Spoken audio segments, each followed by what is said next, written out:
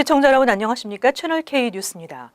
뉴욕 검찰이 연방정부의 이민자 추방 정책에 동참하지 않겠다는 성명서를 발표했습니다. 뉴욕주와 지역 경찰은 트럼프 행정부의 불법 체류자 단속에 협조하지 않고 이민자들을 보호할 것임을 재천명했습니다. 22일 에릭 슈나이더맨 검찰총장은 성명서를 발표하고 연방정부는 주와 지역 경찰을 일방적으로 불법 체류자 단속에 동원할 법적 권한이 없다며 뉴욕주와 지역 경찰은 연방정부의 이민자 추방 정책에 동참할 수 없음을 분명히 했습니다. 21일 국토안보부는 시큐어 커뮤니티 프로그램 부활을 포함한 경범죄 이민자들도 추방할 수 있도록 한 단계 강화된 불법 이민자 단속 추방 지침을 내렸습니다. NYPD와 검찰이 이에 동참하지 않을 것임을 분명히 하고 나선 것입니다. 국토안보부의 287G 프로그램은 지역 경찰이 주민의 신분을 조회할 수 있고 구치소 수감자의 체류 신분을 확인해 불법 체류자일 경우 이민세관 단속국에 통보하도록 의무화하는 내용입니다. 제임스 오닐 NYPD 국장도 연방정부의 이민 단속에 시민들의 우려가 커지고 있다며 NYPD는 이민 단속에 참여하지 않을 것임을 분명히 했습니다. NYPD는 공공안전을 위협하는 경우를 제외하고는 경범죄나 단순 이민법 등의 위반을 이유로 체포하거나 구금하지 않는다고 밝혔습니다. 오히려 체류 신분에 상관없이 범죄 피해를 당했거나 지원이 필요할 경우 언제든지 경찰에 연락할 수 있다고 덧붙였습니다. 한편 뉴욕시 의회는 지난달 본회의에서 불법 체류자 이민자 보호도시 결의안을 통과시켰습니다. JFK 공항에서 내리는 승객들을 대상으로 신분증 확인 작업을 벌여 논란이 확산되고 있습니다. 연방 이민 당국이 불법 체류자를 색출하기 위해서였는데 이 같은 단속이 정기적인 것이었다고 밝히고 있습니다. 23일 JF공항에서 세관 국경보호국 단속요원이 승객들을 상대로 신분증 확인 작업을 벌인 것으로 알려져 논란이 되고 있습니다. 일반적으로 항공기 탑승 시 신분증을 확인하지만 내릴 때는 신분증을 확인하지 않습니다. 그럼에도 이날 단속요원은 샌프란시스코를 출발해 JF공항에 도착한 델타 1583 항공편에서 내리는 승객들을 상대로 일일이 신분증 확인 작업을 펼쳤습니다. 탑승객들은 당시 상황을 사진과 동영상으로 올리며 당황스러운 순간을 전했습니다. 논란이 확산되자 세관 국경보호국은 23일 성명을 통해 이민세관 단속국의 협조 요청으로 불법 체류자를 찾기 위해 승객들의 신분증을 확인한 것이라고 해명했습니다. 세관 국경보호국 대변인은 이 같은 단속이 9.11 테러 이후 정기적인 것이라고 밝혔습니다. 다만 이번에는 찾고 있는 개인의 사진이 없었기 때문에 일일이 신분증의 이름을 확인한 것이라고 말했습니다. 하지만 추방 공포로 흔들리고 있는 이민자 사회는 여행도 자제해야 하는지 불안감이 커지고 있습니다. 얼마 전 도널드 트럼프 대통령의 국정 지지도가 신임 대통령 중 역대 최저를 기록한 바 있는데요. 사상 최악이라는 여론조사 결과가 또 나왔습니다. 최근 여론조사에서도 트럼프 대통령의 국정 지지율은 54%가 지지하지 않는다고 답한 것으로 나타났습니다. 이번 조사는 13일에서 19일 NBC 뉴스가 서베이 몽키와 함께 성인 11,512명을 대상으로 조사한 결과입니다. 이 기관의 여론조사가 시작된 이후 신임 대통령에 대한 지지도로서는 최저로 나타났습니다. 이보다 조금 앞서 지난 7일에서 12일 퓨 리서치 센터가 실시한 여론조사에서도 트럼프 대통령 지지도는 39%로 역대 최저를 기록한 바 있습니다. 다만 NBC 뉴스 조사에서 공화당원 중 88%가 지지한다고 밝혔고 민주당원의 경우는 91%가 지지하지 않는다고 답해 대비됐습니다. 무소속은 3명 중 2명꼴로 지지하지 않는다는 입장이었습니다. 이를 연령대별로 보면 지지하지 않는다가 30세 이하에서는 67%, 65세 이상은 50%로 나타났습니다.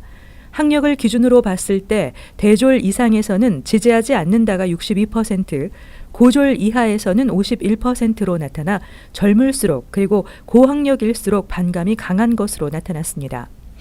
인종별로는 흑인의 75%, 히스패닉의 67%, 아시안의 66%가 지지하지 않는다고 답했고 백인은 57%가 지지하지 않는다고 답했습니다. 거주지별로 보면 시골 거주자의 59%가 지지한다고 답한 반면 도심 거주자는 이와는 반대로 지지하지 않는다가 53%를 나타냈습니다. 연방이민서비스국의 심사 강화로 전문직 취업비자 취득 갱신 한인이 급감한 것으로 나타났습니다. 이민서비스국이 22일 공개한 2014년 10월부터 2015년 9월까지 H-1B 비자를 신규 취득하거나 갱신한 한인은 3,470명으로 나타났습니다. 직전 회계연도 4,390명보다 20%가 감소한 것입니다. 신규 신청은 2,012명에서 1,870명으로 갱신 신청도 2,378명에서 1,600명으로 줄었습니다. 국가별로는 인도가 전체의 70%를 차지했지만 전체적인 H-1B 비자 발급 수도 직전 회계연도보다 13% 줄었습니다. 2013-2014 회계연도 31만 5,857명에서 2014-2015 회계연도 27만 5,317명으로 나타났습니다.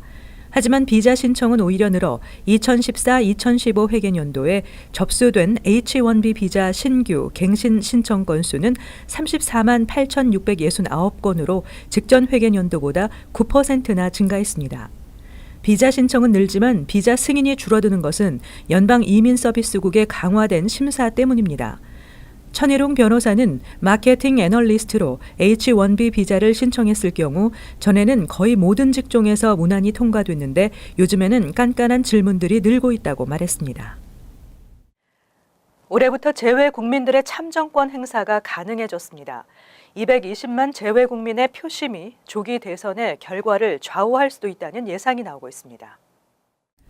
23일 한국국회 안전행정위원회는 대통령 거리 시 치러지는 선거에서 재외 국민에게 투표권을 부여하는 내용 등을 담은 공직선거법 개정안을 의결했습니다. 현행 선거법상 대통령 권리에 따른 선거 재선의 경우 2018년 1월 1일 이후 재외선거를 실시하도록 한다는 부칙을 삭제하는 데 의견을 모은 것입니다. 이로써 올해부터 재외 국민들의 참정권 행사가 가능해졌습니다. 개정안은 다음 달쯤 법제사법위원회를 거쳐 본회의에서 최종 처리될 예정입니다. 따라서 4월에서 5월 실시될 것으로 예상되는 조기 대선에서 220만으로 추산되는 재외 국민의 표심이 결과를 좌우할 수도 있다는 예상이 나오고 있습니다. 18대 대선 당시 재외 국민들은 약 7.1%가 투표에 참여하며 저조한 투표율에 아쉬움을 남겼지만 한층 간단하게 변경된 재외 유권자 투표 신청으로 이번에는 신청률이 오를 것을 기대하고 있습니다. 특히 박근혜 대통령 탄핵으로 대선에 관심이 높아진 만큼 큰 폭으로 상승할 수도 있다는 전망도 나오고 있습니다. 한편 이번 개정안에서는 공관이 설치되지 않은 지역에서 영사 업무를 수행하는 사무소에도 재외선거관리위원회를 설치할 수 있도록 했습니다. 다만 18살 이하 선거 연령 하향 조정은 실패했습니다. 뉴욕주 고등학교 졸업생들의 AP 시험 통과율이 지난해 전국에서 7위를 기록했습니다. 뉴저지주는 전국 9위에 올랐습니다. 칼리지 보드는 21일 2016년 주별 AP 시험 통과율을 공개했습니다. 결과에 따르면 AP 통과율이 가장 높은 주는 매사추세츠주로 31.0%를 기록했습니다. 한 과목 이상 AP 시험을 통과한 뉴욕주 공립고 졸업생의 비율은 27.3%로 나타나 7위를 기록했습니다. 전년도보다 1.3%, 10년 전에 비해서는 6.7%포인트 오른 수치입니다. 뉴욕주는 지난 2008년 전국 1위, 2012년에는 전국 2위를 기록한 바 있지만 이후 하락했습니다. 30.4%를 기록하며 2위를 차지한 메릴랜드는 오히려 한 계단 내려간 것입니다. 3위는 커네티컷으로 30.1%를 나타냈고 뉴저지주는 26.5%로 전국 9위에 올랐습니다. 전국 평균은 21.9%였습니다. 한편 AP는 대학에서 배우는 과목을 고등학교에서 미리 이수하는 것으로 학생의 적응 능력을 테스트해보는 것이라고 할 수 있습니다. AP는 명문대학일수록 요구되며 대학 학점 선 이수를 위한 AP 시험은 대학에서 학점으로 인정받을 수 있어 대학 졸업을 앞당기거나 학비 절감을 위해 많은 고등학생들이 치르고 있습니다. 시험 성적은 1에서 5점으로 평가되고 3점 이상을 받아야 하지만 시험을 통과하지 못하는 학생들의 비율도 늘고 있습니다. 2016년 AP 응시생은 110만 명으로 10년 전보다 2배 가까이 늘었습니다. SAT 출제 기관인 칼리지 보드가 부정 행위를 방지하기 위한 대책을 발표했습니다. 해외에서 실시되는 6월 SAT 시험을 전격 취소하는 한편 올해와 내년 해외 시험 횟수를 기존 6회에서 4회로 줄였습니다. 22일 SAT 주관사 칼리지 보드는 2016년 2017 학년도 5월 시험은 예정대로 치러지지만 6월 시험은 취소된다고 발표했습니다. 또 2017, 2018 학년도와 2018, 2019 학년도 해외 SAT 시험 횟수를 10월, 12월, 3월, 5월 등 4차례로 줄인다고 밝혔습니다. SAT2는 6월에도 응시할 수 있지만 10월, 11월, 12월, 5월, 6월 등 5회로 줄어듭니다. 이외 변경 사항은 추후 다시 발표하겠다고 말해 추가 변동 가능성도 있음을 시사했습니다. 이러한 갑작스런 변화는 시험 부정 행위를 방지하기 위한 것입니다. 시험 문제 유출 전력이 있는 사설 입시 학원이나 개인 등 블랙리스트를 미국을 비롯한 각국 수사당국과 공유하고 이들을 칼리지 보드가 주관하는 모든 시험에서 배제시키기로 했습니다. 또 해외 SAT 시험 장소에 대한 감시를 강화하고 시험 부정 행위를 목격한 학생이나 시험센터 관계자들은 신분 노출에 대한 두려움 없이 익명으로 신고할 수 있도록 했습니다. 하지만 문제은행 출제 방식에 변화를 주기 전에는 각종 부정 행위를 원천적으로 막기에 부족하다는 지적입니다. 공정시험센터 디렉터는 시험 부정 행위를 방지하는 유일한 방법은 기출 문제의 사용을 중단하는 것이라고 밝혔습니다. 주거비 부담이 전국에서 세 번째로 큰 뉴욕시는 연소득 10만 달러가 돼야 주택 중간 가격에 주거하기에 부담이 없는 것으로 조사됐습니다. 23일 소비자 정보 사이트 스마트에셋닷컴이 발표한 자료에 따르면 연간 최소 96,993달러를 벌어야 뉴욕시에서 주거비 부담 없이 중간 가격 주택에 거주할 수 있는 것으로 나타났습니다. 중간 주택 가격이 가장 높은 샌프란시스코의 경우는 연소득이 최소 12만 8천 달러가 돼야 하고 2위인 산호세의 경우도 연소득이 최소 9만 9천 달러 이상으로 나타났습니다. 뉴욕은 주거 비용에서도 전국 3위를 기록했으며 전국 1위는 역시 샌프란시스코로 나타났습니다. 뉴욕시 주택 중간 가격을 49만 4,800달러로 봤을 때 20% 다운 페이먼트와 30년 고정 모게지 4% 이자율을 조건으로 총 주거 비용은 2,910달러로 나타났습니다. 또 뉴욕시에서 중간 가격 주택을 구입하기 위해 20% 다운 페이먼트 비용을 마련하는 데 드는 기간은 매달 소득의 20% 적립을 조건으로 9.27년이 걸리는 것으로 나타났습니다. 10년은 일을 해야 중간 가격 주택 구입을 위한 첫 발을 내디딜 수 있는 것으로 조사됐습니다. 특히 주거비 부담이 큰 5대 도시는 샌프란시스코와 산호세, 뉴욕, 로스앤젤레스, 샌디에고 등으로 매달 최소 2,274달러에서 최대 3,858달러의 주거비가 드는 것으로 나타났습니다. 이어서 LA 지역 한인사회 소식입니다. MBC 간판 예능 프로그램 미스터리 음악쇼 복면가왕이 뉴저지와 LA에서 콘서트를 개최합니다. 이번 복면가왕 콘서트에는 역대 가왕 출신과 뛰어난 가창력을 가진 8명의 출연진이 한자리에 모여 화려한 무대와 함께 한인들에게 재미와 감동을 선사할 예정입니다. 특히 복면가왕 메인 MC인 김성주가 직접 진행을 맡아 더욱 탄탄하고 흥미진진한 공연을 선보입니다. 복면가왕 콘서트는 오는 3월 10일 밤 8시 뉴저지 퍼포밍 아트센터 그리고 12일 저녁 7시 LA 마이크로소프트 극장에서 각각 개최됩니다. 한인사회 최대 규모의 취업 박람회가 오렌지 카운티에서 펼쳐집니다. 미셸 박스틸 오렌지 카운티 슈퍼바이저 위원회 위원장, 잡코리아 USA, LA 한인 상공회의소 등 관계자들은 오는 5월 코스타메사 지역에서 제6회 취업 박람회를 개최한다고 밝혔습니다. 미셸 박스틸 위원장과 잡코리아 USA가 공동 주최하는 이번 박람회는 600여 개의 한인 기업을 비롯해 다수의 연방기관, 미주류 기업들이 참가하는 등 역대 최대 규모로 치러지며 한인 2세와 유학생 등 취업 준비생들에게 자세한 구직 정보와 취업 기회를 제공할 예정입니다. 특히 올해 박람회는 미셸 박스틸 위원장의 후원으로 오렌지 카운티 정부의 적극적인 지원이 이루어질 예정입니다. 이 많은 사람들이 학생들이 들어올 수 있다는 그 자체가 모두 익사이팅되고 우리도 이런 잡들이 있다는 걸 보여주기 때문에 진짜 이번에 너무 잘 되고 기대감이 굉장히 큰 것 같아요. 한편 미셸 박스틸 위원장은 오는 28일 이사회를 통해 취업 박람회의 구체적인 지원과 사업 계획안을 확정할 예정이며 앞으로 지속적인 행사 개최를 추진할 계획이라고 덧붙였습니다. 이어서 월드 리포트입니다. 살인적인 집값으로 악명 높은 홍콩에서 이른바 관 속에 사는 사람들이 수십만 명에 달하는 것으로 알려졌습니다. 진짜 관은 아니지만 한 사람만 누워도 꽉 차는 좁은 방이라고 합니다.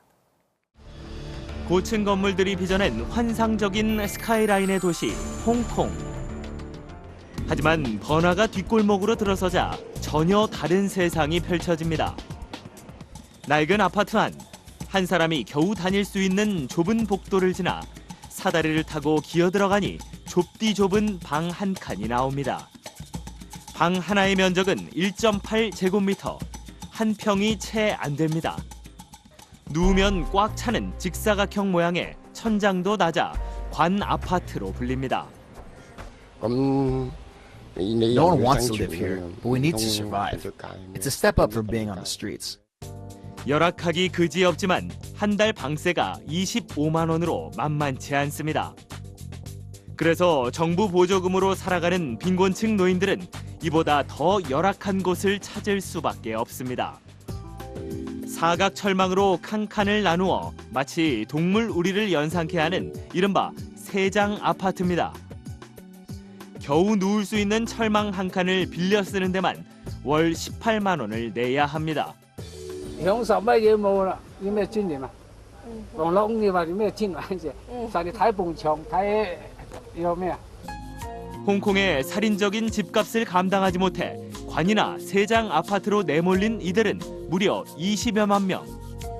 일어서지도 못할 만큼 좁고 비위생적인 데다 화재와 같은 안전사고에도 무방비입니다.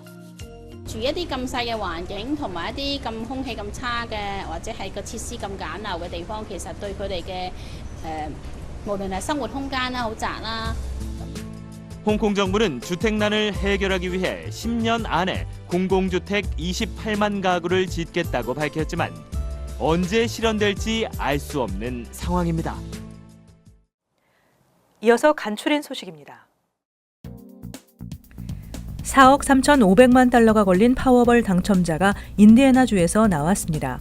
23일 ABC 뉴스에 따르면 행운의 숫자는 10, 13, 28, 52, 61과 파워벌 2였습니다. 또 숫자 5개를 맞춰 200만 달러를 받은 당첨자는 뉴저지주에서 100만 달러를 받을 당첨자 4명은 캔자스, 매사추세츠, 뉴욕, 텍사스주에서 각각 나왔습니다. 22일 오후 6시 30분쯤 브롱스의 주택 건물주 51살 타하 마으라는 세입자 44살 자키르 칸을 칼로 찔러 살해한 혐의를 받고 있습니다. 복부를 칼에 찔린 칸은 병원으로 옮겨졌으나 사망했습니다. 뉴욕 포스트에 따르면 칸은 월 1,500달러를 내고 해당 주택에 살다 지난 9개월 동안 렌트비를 내지 않으며 집주인에게는 해당 주택을 구입하겠다고 말해왔지만 매매는 이루어지지 않았습니다. 앤드루 쿠오모 뉴욕 주지사는 23일 지난해 고용, 거주, 공공 편의시설 등에서 차별을 한 고용주와 건물주들에게 총 27만 3천 달러의 벌금을 부과했다고 밝혔습니다.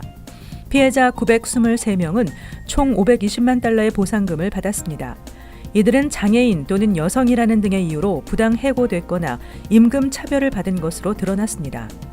또 근무 중 부상을 당한 뒤 복직이 거부된 뉴욕시 교사에게 밀린 임금 16만 4천 달러를 받을 수 있도록 했습니다. 오는 5월 맨하탄 모닝사이즈 하이츠 지역에 H마트 신규 매장이 오픈됩니다. 이 장소는 미국계 슈퍼마켓이 운영되던 곳으로 10,000스퀘어피트가 넘는 규모이며 맨하탄에서는 30위가 한인타운 매장에 이어 두 번째 매장이 됩니다.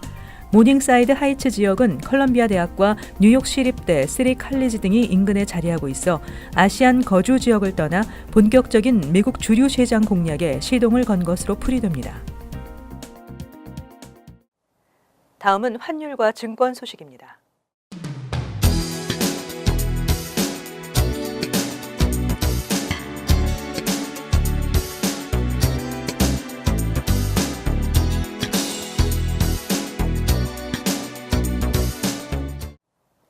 끝으로 날씨 전해드립니다.